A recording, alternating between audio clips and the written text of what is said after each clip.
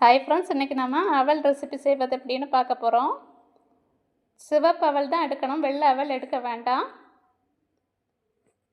நான் இன்றைக்கி பேக்கெட்டில் இருக்கிற சிவப்பு அவல் எடுத்துருக்கிறேன். கடைகளில் லூஸாகவும் கிடைக்கும்.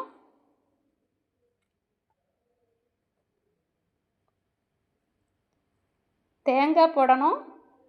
தேங்காய் கொஞ்சம் தாராளமாக போட்டால் ரொம்பவே டேஸ்ட்டாக இருக்கும். நல்லா மிக்ஸ் பண்ணி விட்டுறணும்.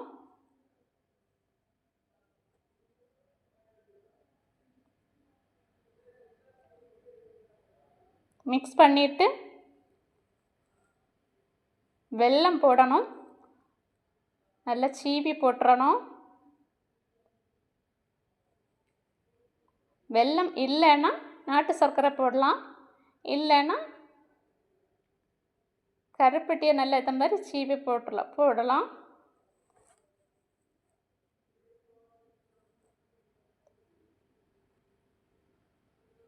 அப்புறமா தண்ணி தெளித்து கொடுத்துடணும்.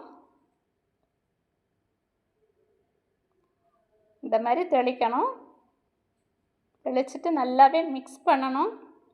மிக்ஸ் பண்ணிவிட்டு அரை மணி நேரம் ரெஸ்ட்டில் வச்சுட்டும் எடுக்கலாம், இல்லைன்னா நேரடியாக உடனே பழம் கட் பண்ணி போட்டுடலாம். எந்த பழம் வேணுனாலும் எடுத்துடலாம். நல்ல பழுத்த பழமாக இருக்கணும், அப்போ தான் டேஸ்ட்டாக இருக்கும்.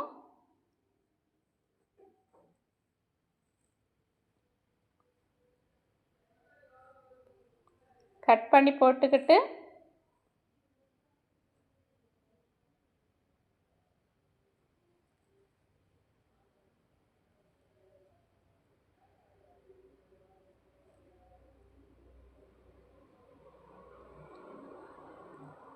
பழத்தையும் இதுக்கு கூட நல்லா மிக்ஸ் பண்ணி பிசைஞ்சு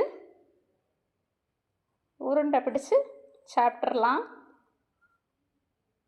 அவல் ரெசிபி ரெடி ஆயிரும். ஈவினிங் ஸ்நாக்ஸுக்கும் நல்லாயிருக்கும், பிரேக்ஃபாஸ்ட்டுக்கும் நல்லாயிருக்கும். காலையில் தோசை மாவு எதுவும் வீட்டில் இல்லைன்னா சீக்கிரமாகவே இது செய்து கொடுக்கலாம். சின்ன குட்டீஸுக்கெல்லாம் ரொம்பவே நல்லா பிடிக்கும். இந்த வீடியோ பிடிச்சிருந்தால் லைக் பண்ணுங்கள், ஷேர் பண்ணுங்கள், கமெண்ட் பண்ணுங்கள், சப்ஸ்கிரைப் பண்ணுங்கள்.